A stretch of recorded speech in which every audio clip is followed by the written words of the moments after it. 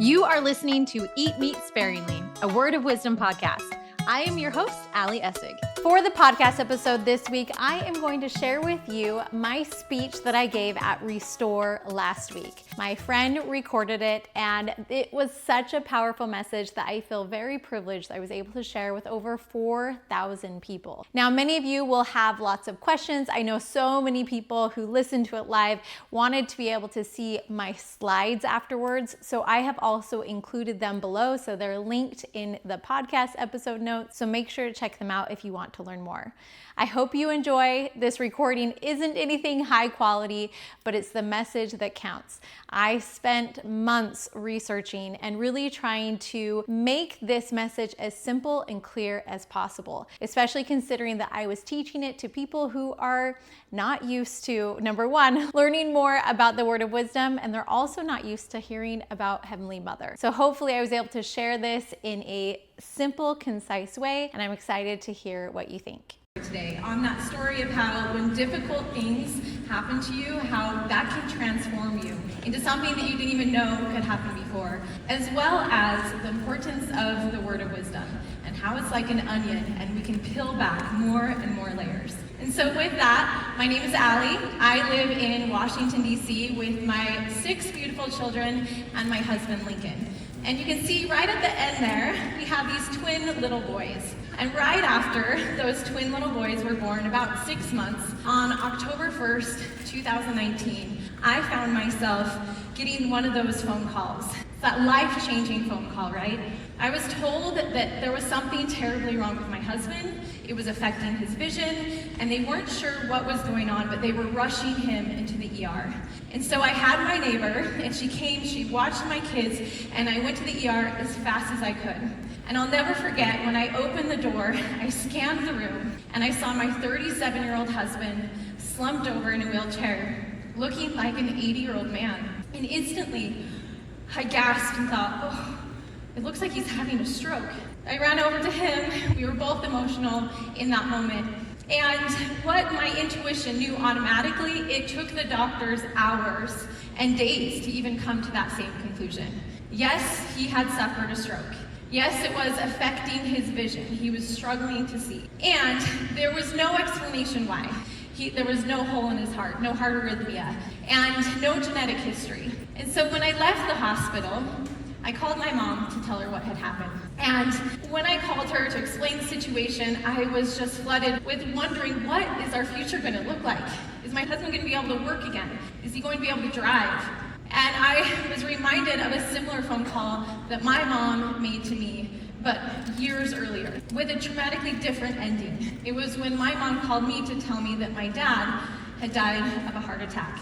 He was just 55 years old. It was his one and only heart attack. And the interesting thing is, at that moment, I also was reminded of how my grandma's husband had passed away, and she became a widow in her 60s. And my great-grandma's husband had passed away, and she became a widow in her 40s. And all of these women on my maternal line had lost their spouses because of diet and lifestyle choices, things that we can change.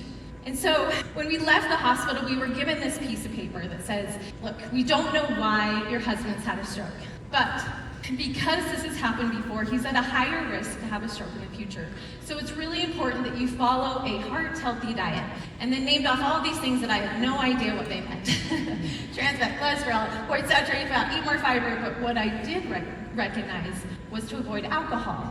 And I thought, we have been avoiding alcohol. We have been living the Word of Wisdom. How come, if we're living the Word of Wisdom, that my 37-year-old husband would have a stroke? And in his patriarchal blessing, it says that if he follows the Word of Wisdom, he will be blessed with health.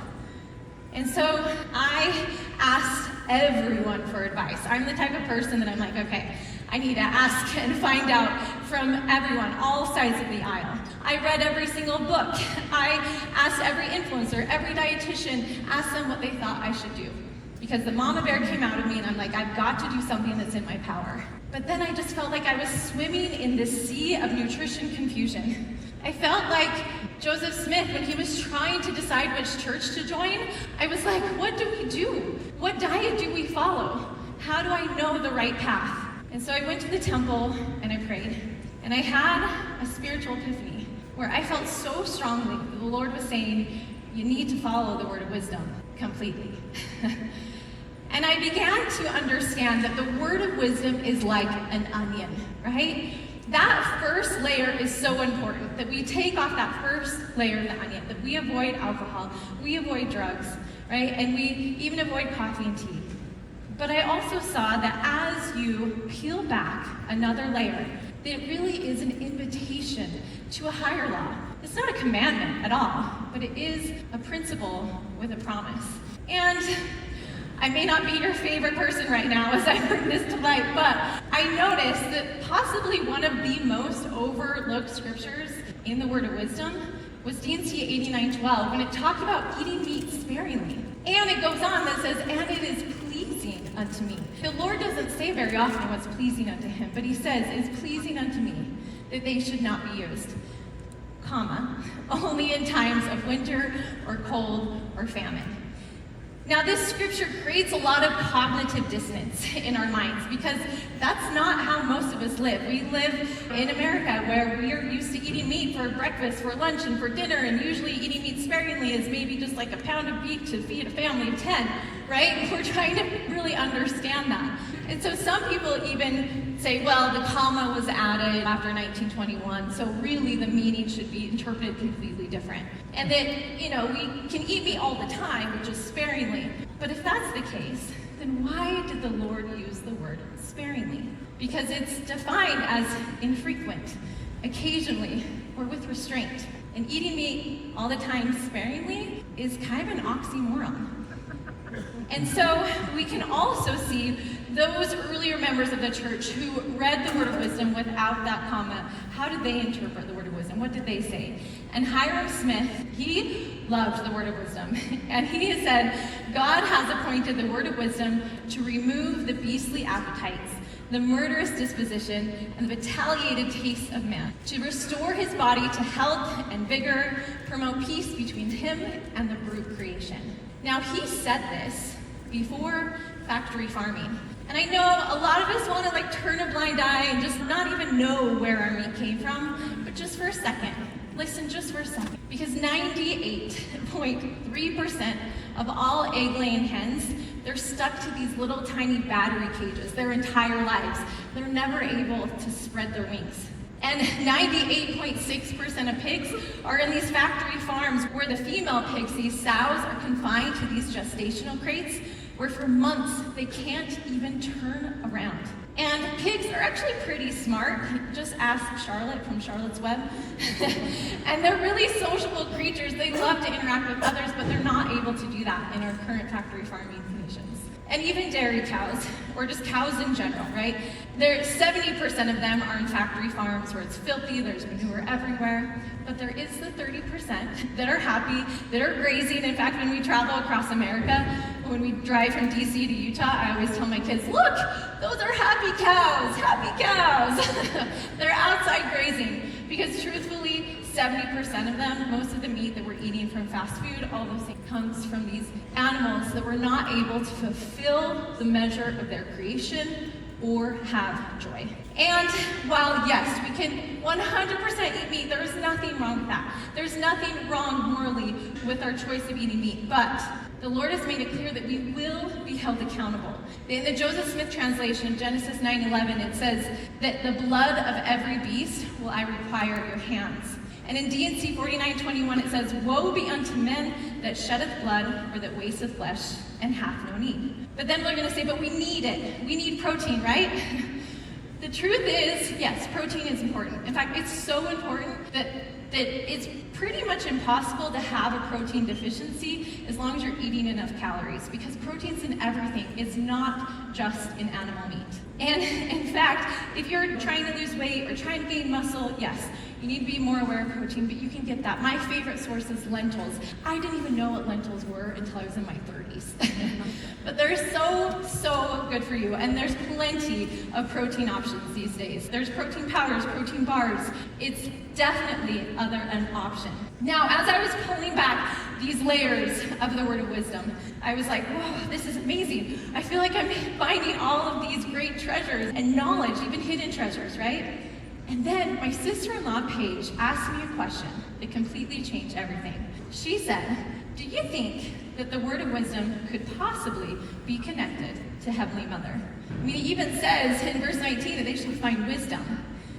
Now, I asked her why, and I didn't know much at that point about Heavenly Mother, but she had mentioned that the word wisdom itself is connected to her. And as I did my own research, I noticed that in all of the scriptures, there's no other noun or trait that is personified as much as the word wisdom. That you could kind of say, well, yeah, like in different languages, like Spanish, you know, that some words are female and some words are male. But the word wisdom isn't just the female version of that word. It is personified. In fact, in Proverbs 8, it says that wisdom was a woman who was with God at creation. And many recognize that the early Christian tradition linked Sophia, which is Greek for wisdom, with the divine feminine. And then I went even deeper as I'm pulling back another layer. I'm like, why is the word of wisdom even called the word of wisdom? We could have called it the health code or the requirement to be in the school of the prophets. We know that words matter. In fact, the word matters. It's one of the many names for Jesus. And so have you considered that Jesus could possibly be speaking in behalf of our Heavenly Mother in the word of wisdom? And then as you pull back more layers of this onion, you'll notice that the more you learn about wisdom, the more you see that she's connected to the tree of life. Proverbs 3 says, happy is the man that findeth wisdom. She is a tree of life to them that lay hold upon her. And even Hiram Smith had connected the word of wisdom with the tree of life. He says that as we all follow the word of wisdom completely, that it will bring about the restoration of all things. And when they are restored, he will plant the tree of life, whose leaves shall be for the healing of the nations. And if you think about it, if the lamb is eventually going to be able to lie down with the lion, we're not going to be eating animals either. Like, we're all headed in that direction, whether you like it or not. We're all going that way eventually.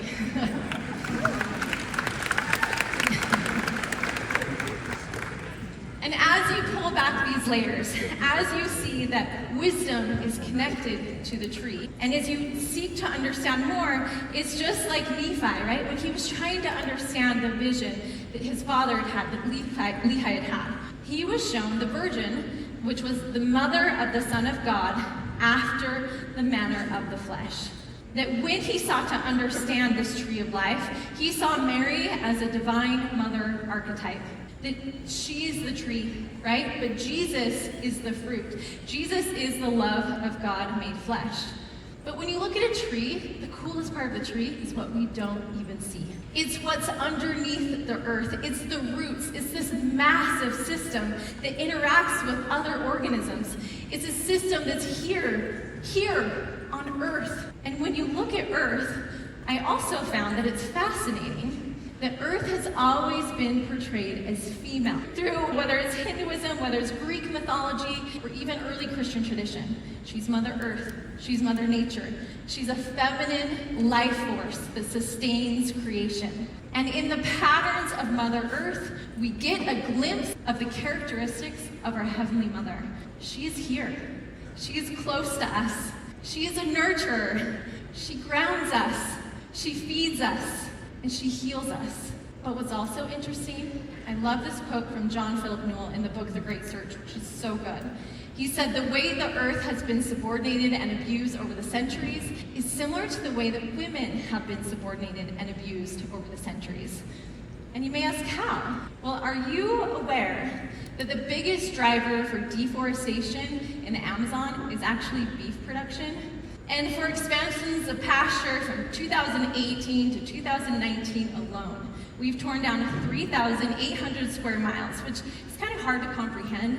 When you put that in perspective, that's over 1.8 million football fields for beef production. But just like a mother, the earth is always giving back, no matter what we do. We've all heard of the concept of grounding, that even just touching the earth with our bare skin can help reduce inflammation. It can help balance our body's electrical charge.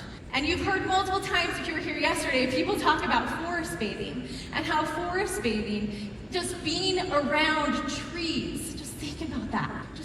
in around trees, can lower your blood pressure, can lower your heart rate, can boost your immune system, and can significantly lower stress markers. And if you think about it, food from the earth can be considered like breast milk. When a mother feeds their baby, the baby will naturally pull away when they're full. And when we consume foods that are from the earth, they're rich in fiber and living water, and we naturally will feel full. That is perfectly packaged with the nourishment that our body was designed for. And so if you remember anything at all, I want you to remember this, that perhaps the word of wisdom is Christ's invitation to come to the table of our Heavenly Mother, to receive her nurturing through these foods, and to accept her gifts. Now, when it comes to accepting, feminine energy is all about receiving. Now, both men and women need a balance of masculine and feminine energy. This is not a boy-girl thing. But we need to take time to receive. How often do we receive and accept? Feminine energy is all about feeling. Feeling is her language. It's all about communion, not conquest. It's about gathering together. And this feminine energy is calling us back to a reverent relationship with Earth. And I believe that it is through the word of wisdom that our Heavenly Mother is asking us to have a deeper spiritual intimacy with Earth. In ancient times, nature itself was seen as a temple. And intimacy isn't just about being around someone. We know in a marriage you could be roommates, but what makes it different?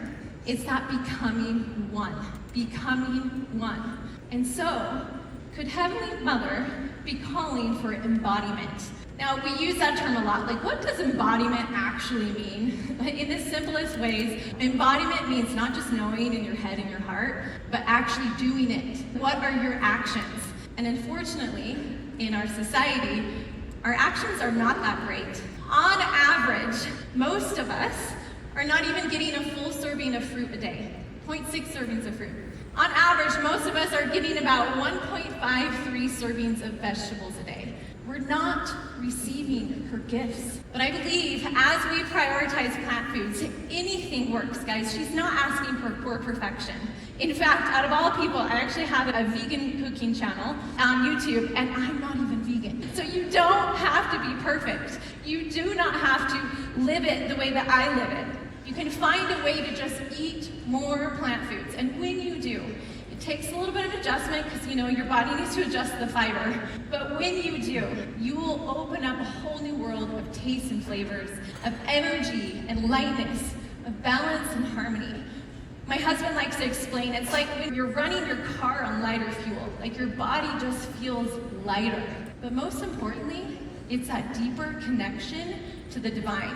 You become more sensitive to those still small voices, still small promptings. But it's not just that. Wisdom's invitation always comes with the promise. And what I think is fascinating, that the promise in D&C 89 is the same promise when wisdom is speaking. In Proverbs 9:11, she says, "For by me your days will be multiplied, and the years of your life will be added unto you." And in Doctrine and Covenants 89:21, it says that the destroying angel shall pass by them. When it comes to my husband, we found that those promises are real. After 5 months of eating meat sparingly and eating more plants, my husband's vision came back. And that was a miracle to us. And he lowered his cholesterol. He reduced his triglycerides. His blood pressure came down. And even lost weight as a side effect. Guys, these promises are real. But here's the thing that surprised me the most. That yes, my husband improved everything, but what I found, I was able to find a deeper connection to the divine. More personal revelation than I've ever experienced. That you truly can find wisdom. Thank you.